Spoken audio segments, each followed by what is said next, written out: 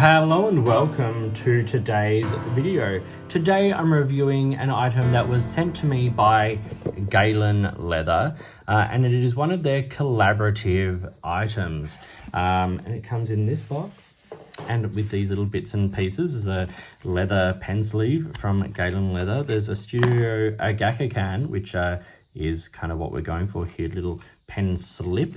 There's a little polishing cloth for Studyo Agackakan for the material, and then a little pen box here. So very simply packaged, nicely done, some nice little bits and pieces, but we're not here to look at that. We're here to look at the pen, and this is the pen. This is the Galen Leather Studyo Agackakan Fountain Pen V1 in the Galaxy Trek Nebule material. Whew, there's a lot to say there.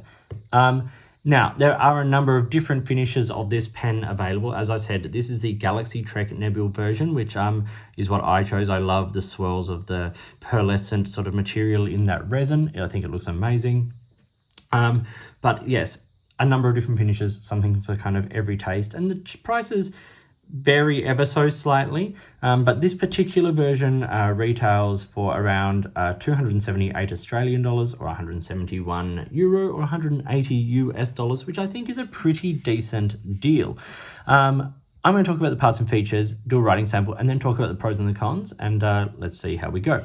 So, top of the pen, we get this metal medallion or like little logo there, which is taken from a photo that is very important to the Galen Leather story.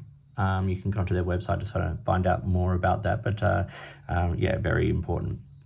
So the cap then swells out to where the center is, and I love the fact that the material then has this really beautiful swirl of that pearlescent white at the base of the cap there. The body then continues along and then tapers to a flat polished end there. The material is beautifully polished, it's beautifully clean, and it's very, very lovely indeed. It is a screw cap pen and it comes off in about 1/3 turns. It reveals a fairly decent step down actually onto the section there, but with those smoother threads, it is a relatively long section that tapers slightly, flares, and then has a number 6 nib there. Once again with the little Galen Leather image there, which is lovely, and then a plastic bead. It is a cartridge converter pen, and a converter is provided. It's standard international, which is great, and those threads onto there are really very, very nice. Now, because there are no major metal components, if you use the right, silicone grease and maybe chuck an O-ring at the base of that, you could probably eyedropper this pen as well. I haven't tried that. I don't love eyedroppering pens myself. I prefer cartridge converter, and that's what I've been using it with. And that is the basics of the pen. It's a very nice pen. It's a simple pen. There's no clip, there's no roll stop, nothing like that. But it is beautifully made, beautifully finished, and I think the star of this pen is that absolutely gorgeous material. Quick size comparison now. We've got a Lamy Safari there, and there is the Studyo Agackakan Galen Leather Fountain Pen Model V1. You can see it's roughly the same length there as a Lamy Safari. It's a good sort of standard size. Standard size pens, cartridge converter pens, tend to sort of be around the same kind of length. They need room for, the converter and then the feed and the nib and all that stuff. So, they do tend to end up being around this kind of length. Uncapped, once again, it comes in around the same length, which is a very comfortable length in the hand. The Galen Leather Studyo Agackakan fountain pen does post very securely, and once again, it's around the same length as the Lamy Safari, and even the girth of the section is not dissimilar. So, if you are familiar with that pen size, you find that pen size comfortable, and you're looking for something a little flashier or a little different, this may be a very good option for you. So what are the dimensions of the fountain pen version 1 from Studyo Agackakan and Galen Leather? Well, it's 140 millimeters when it is capped. It's 130 when it's uncapped, so super comfortable in the hand, like really comfortable. It's 166 when it's posted, so it is a little long. You don't feel the cap there necessarily, it's not overly sharp, but you do feel the balance shift ever so slightly. Around the middle of the section is 11 millimeters, so it's good width, and around the cap is 16. Now the entire pen weighs about 22 grams. with 15 in the body and 7 in the cap. So you're not putting a whole lot of weight on the back, but you do feel it's very usable, but you do feel a very different balance. The lightweight balance of this pen unposted in the hand is exceptionally comfortable. And as you can see from the grip of it, that little step down there, because that section is quite long, you don't feel that under your fingers at all either. Okay, let's do a writing sample now with the Galen leather.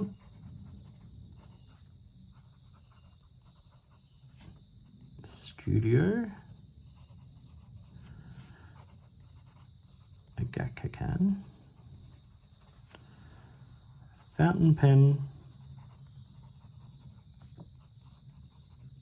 V1 in the Galaxy Trek Nebula finish. As you can see already, it writes flawlessly. This is a steel medium nib, and it says M there just on the side. I'm pretty sure it's a Yovo nib, and the ink I have in this is Diamine, an uncharacteristic little skip there. Monbotto's hat.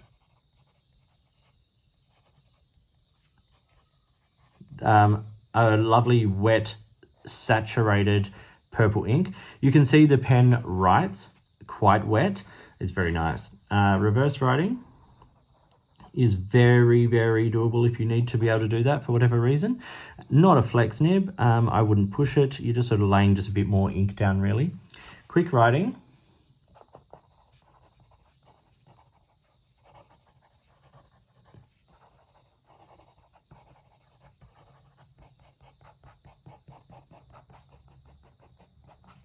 Couple little skips there. That one there was me. A couple little skips there, but you know, I was kind of pushing the nib a little bit, shall we say. But generally speaking, it writes absolutely beautifully. It's wet. It's got a nice generous medium line, as you would expect from a Yovo nib. Let's talk about some pros and cons. Okay, let's start with a neutral first, and that is the fact that it is not an inexpensive pen. 180 USD, 171 euro, 278 Australian. It is on the pricier end for a resin pen with no clip, nothing like that, no big fancy elements, and just a steel nib. But it's a nice pen, it's a nice material. So if you can justify that price point, which having written with it, I can see why you would be able to, and it is beautiful. It's a pen to consider.